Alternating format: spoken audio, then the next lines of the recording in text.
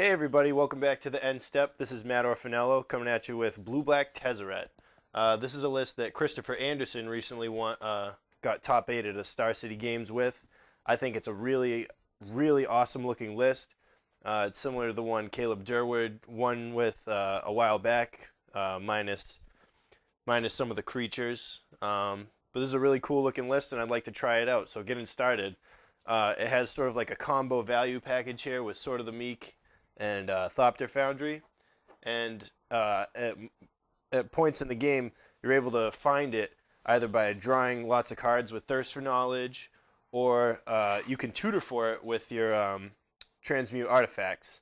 And Transmute Artifact is also good in this deck because there's tons of relevant artifacts you would want to play.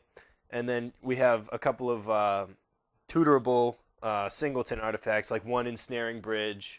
Situationally, it's really good. If it's not, you don't tutor for it, and then you board it out. Same thing with Ratchet Bomb, Engineered Explosives, and Nile Spellbomb. Spellbomb is the only one-drop in the deck. One of the main advantages this deck uses in this metagame is there's no one-drops, so most of the time you're going to want to play Chalice of the Void for one. That's going to hose a lot of decks, and just that, giving them that, taking away one of their legs to stand on, gives you time to gain enough advantage. And when you're talking about card advantage, I mean, we have Baleful Strix here, which he replaces himself, and he trades with almost any creature in the format. And then we also have Tezzeret, which lets you look at 5 cards at a time. He can win the game with his ultimate, and he can turn any of your artifacts into creatures. You play 6 signets. Well, not 6 signets. You play 3 signets and 3 talismans.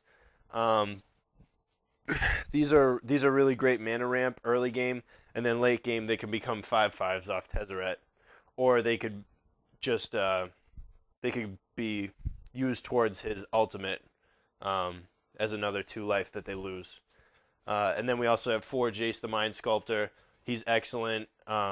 He's actually not the best Planeswalker in this deck, which is weird to say because he's Jace the Mind Sculptor, but he definitely acquits himself admirably. And then we play the 4 Force of Will because sometimes people are going to play something that you really can't deal with.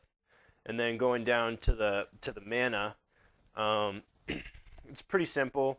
Plays 3 Darkslick Shores, 3 Polluted Delta, 4 Underground Sea, 1 Island, 1 Swamp, 1 Seat of the Synod, an Academy Ruins, Urborg Tomb of Yawgmoth. Then it plays 7 Soul Lands. It's heavy on the Ancient Tomb because hopefully the life loss isn't too relevant if you're able to control the board state well enough.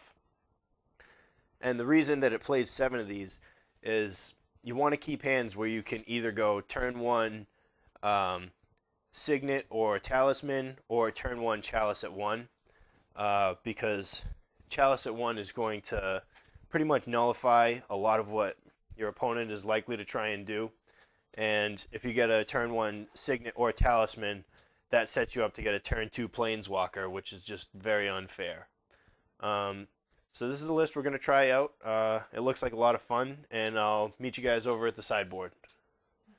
Okay, so welcome back. This is the sideboard for Blue-Black Tezzeret.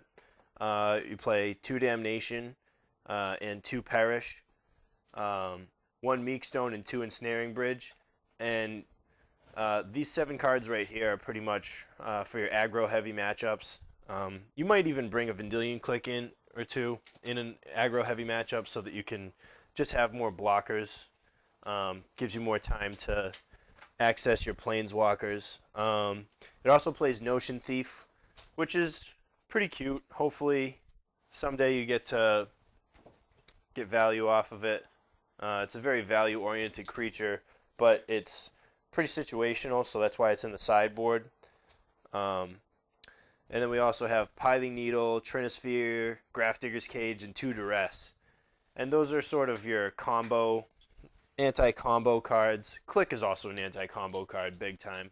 It's very good in response to show and tell. It's really good in response to a Stoneforge Mystic if you can manage it. And yeah, that's the sideboard pretty much. It's pretty self-explanatory, and I'm really looking forward to playing with this deck.